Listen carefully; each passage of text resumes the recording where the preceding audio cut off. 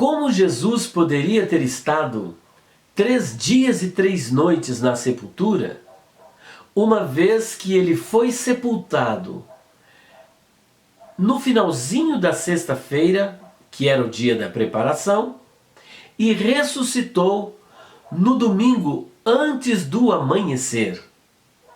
O nosso vídeo hoje é para lá de polêmico, por isso eu quero convidá-lo a continuar comigo. Eu sou Elias Soares e você está no canal PR Elias Soares Oficial.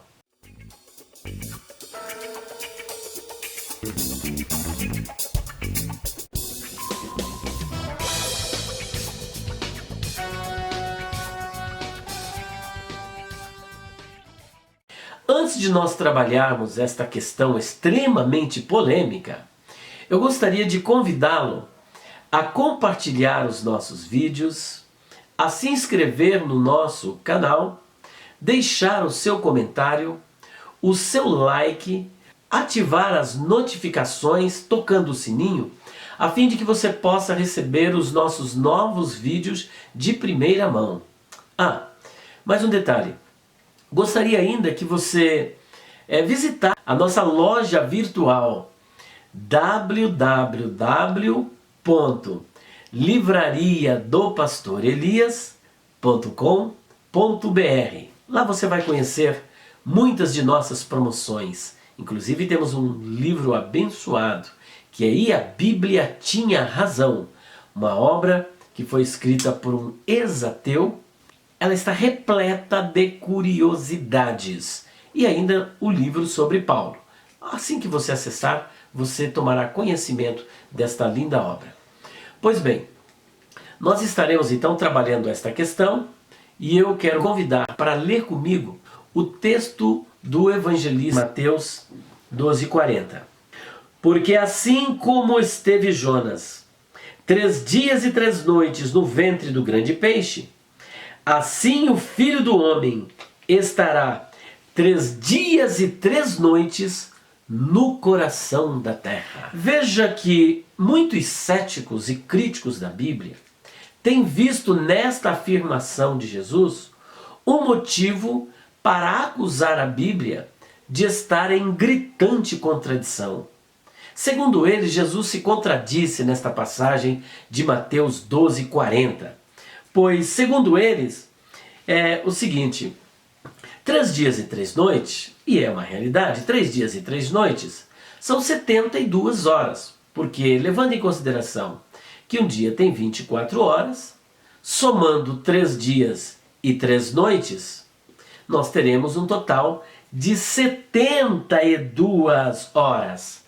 E a pergunta que surge a partir desta soma, deste cálculo, é: como Jesus poderia estar 3 dias e 3 noites, ou seja, 72 horas no coração da terra, visto que ele é sepultado no final da sexta-feira e ressuscita no início do domingo, bem de manhãzinha, antes do nascer do sol? Porque quando as mulheres chegam lá de madrugada, ao nascer do sol, Jesus já havia sido ressuscitado. Agora nós vamos começar a fazer esses cálculos. Bom, o dia para os judeus era um dia igual ao nosso, de 24 horas. Dia de 24 horas. E ele começava com o pôr do sol de um dia e terminava com o pôr do sol do outro dia, perfazendo um total de 24 horas. Se um dia e uma noite é composto de 24 horas, basta que nós façamos a multiplicação de 3 vezes 24 horas para chegarmos ao cálculo de 72 horas. Mas isso, quando vamos examinar aqui o texto, parece meio contraditório. É por isso que eu digo, parece meio contraditório. Fazendo esse tipo de consideração, nós sabemos que Jesus foi crucificado na sexta-feira, que era o dia da preparação, conforme está em João capítulo 19, versículo de número 14, que era o dia da preparação.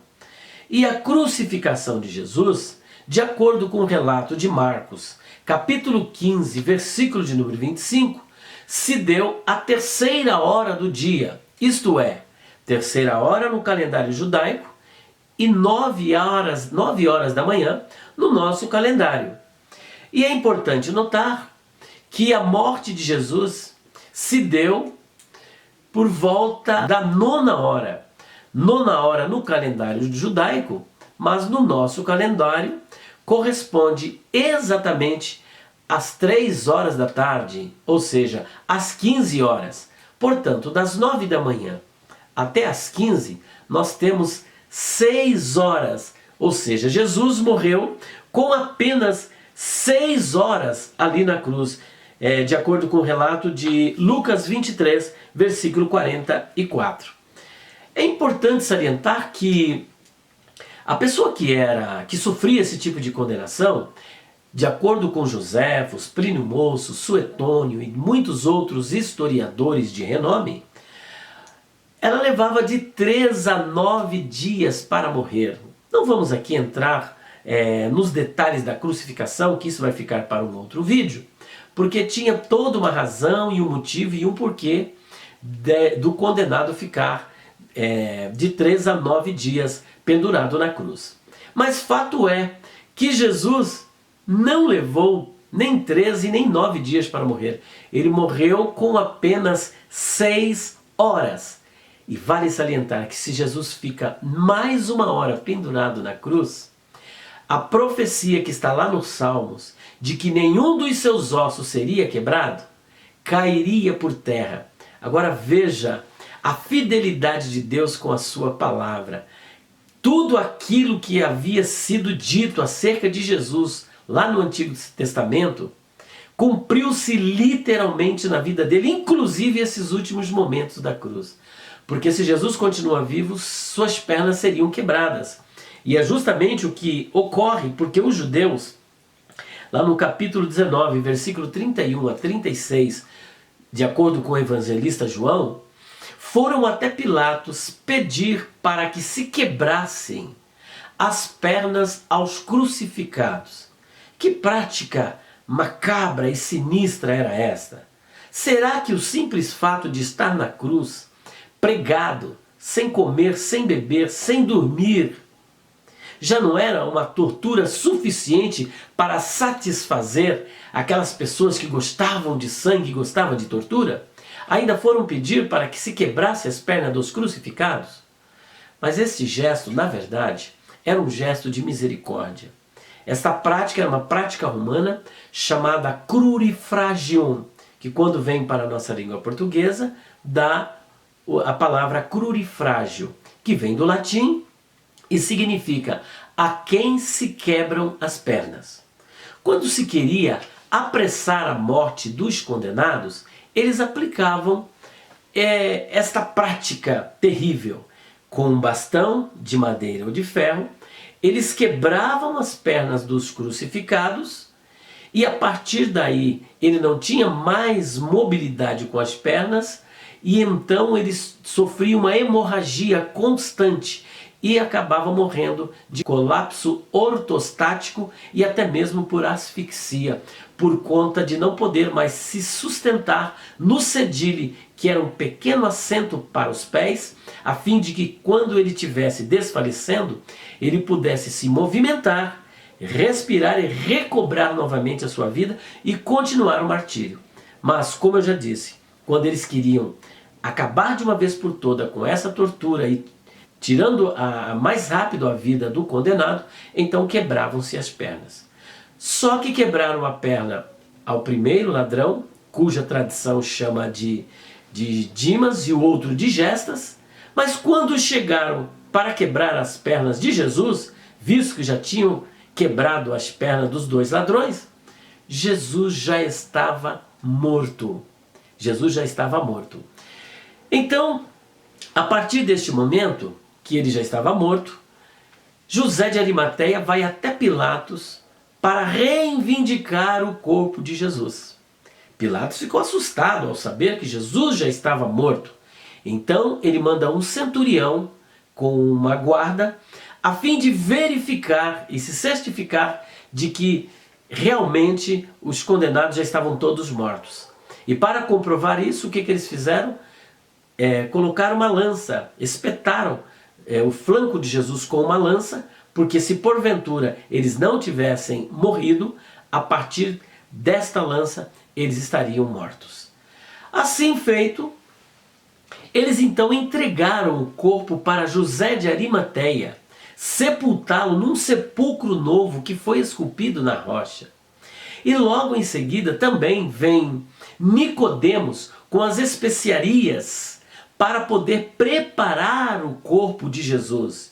Eu estou contando tudo isso porque há um processo.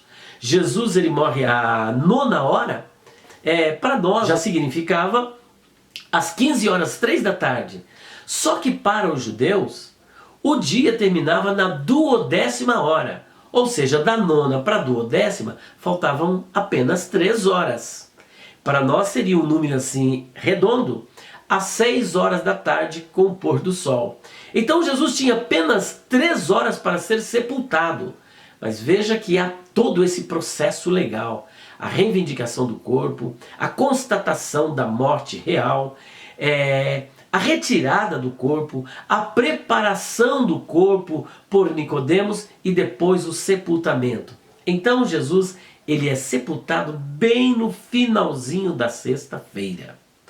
Então ele passa poucos minutos da sexta-feira no sepulcro, depois ele passa o dia todo do sábado no sepulcro e menos de 12 horas do domingo, porque quando as mulheres vieram da Galileia para ungirem o corpo do Senhor Jesus, elas vieram bem de manhãzinha e Jesus já havia ressuscitado. Logo nós temos a comprovação de que ele realmente ressuscitou no domingo bem pela manhã, conforme Marcos capítulo 16, versículo de número 9. Então, se somarmos o tempo da estada de Jesus na sepultura, realmente ele ficou no máximo 36 horas.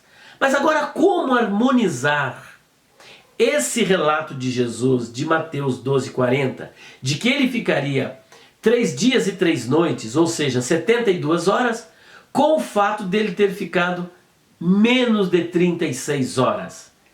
Então é aí que os céticos e os críticos acusam a Bíblia de estar em contradição e de Jesus também estar em contradição de acordo com o relato de Mateus, capítulo 12, versículo de número 40. Como resolver esse problema? É simples. Precisamos resolver esse problema partindo da perspectiva do fator cultural. De acordo com o Talmud babilônico e também o Talmud de Jerusalém, registrado inclusive no livro As Evidências da Ressurreição de Cristo, de Josh McDowell, parte de um Yom era como se fosse um Yom. E parte de um Oná era como se fosse um Oná. Ou seja, um Yom é um dia. E parte de um dia para os judeus é como se fosse um dia inteiro. E um Oná é um período. E parte de um período é como se fosse um período completo. Em outras palavras, Jesus tendo ficado pouco tempo da sexta-feira na sepultura, quer seja 10 minutos, meia hora, 1 hora, na cultura e no cômputo judaico, ele ficou um dia e uma noite. Logo, a primeira parte já está esclarecida. Ficando parte da sexta-feira, ele ficou o dia todo de acordo com a cultura judaica. Ficou também o sábado o dia todo e parte do domingo, que entra nesta mesma cronologia e nesse mesmo costume judaico de que parte de um dia era como se fosse o dia todo. Isso é até mesmo na nossa cultura. Você vai, por exemplo, numa loja que funciona 24 horas por dia. Se você chegar nessa loja, vamos supor hoje, nós estamos aqui no dia 25 de setembro de 2017. Se você chegar faltando 1 minuto para as 0 horas, que dia que você comprou? Você comprou no dia 25. E a pessoa que chegou às 0 horas e 1 minuto do dia 25 também comprou no dia 25. Se elas comprarem para pagar 30 dias depois, a que comprou faltando 1 minuto para findar o dia, vai pagar no dia 25. E aqui comprou apenas a 1 minuto do dia, faltando ainda 23 horas e 59 minutos para terminar o dia, também irá pagar no dia 25. Logo, parte de um dia é como se fosse o dia todo. E fora isso, o Senhor Jesus, por várias vezes, ele disse que ressuscitaria no terceiro dia, visto que parte de um aná é como se fosse um aná completo. Então, dizendo ele que ressuscitaria no terceiro dia, o primeiro dia é sexta-feira, o segundo dia é sábado e o terceiro dia é o domingo, se nós levarmos então esta cultura judaica, essa maneira de entender o tempo, de entender o dia, conforme está no Talmud babilônico e também no Talmud de Jerusalém, toda a aparente contradição é desfeita. E tudo isso faz parte da exegese, porque devemos levar em consideração o fator linguístico, o fator teológico e o fator histórico-cultural, os usos e costumes. Portanto, para harmonizar isso, lançamos mão dos costumes judaicos e a aparente contradição caiu por terra. E onde é que Jesus disse que ressuscitaria no terceiro dia? Você vai encontrar isso em Mateus 16, 21, 17, 23, capítulo 20, versículo 19, Marcos 9, 31, 10, 34, Lucas 9, 22, 18, 33, 24, 7, 21, 46 e 1 Coríntios, capítulo 15, versículo de número 4. Portanto, considerando esta cultura, esta maneira que os judeus tinham de computar o tempo, em que parte de um yom, ou seja, de um dia, era como se fosse um dia todo, e que parte de um oná era como se fosse um oná, um período completo, a contradição desaparece. E louvado seja o nome do Senhor e a sua palavra, que é fiel e verdadeira.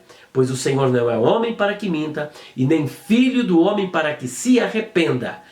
Seja Deus verdadeiro e todo homem mentiroso. Que Deus abençoe cada um de vocês.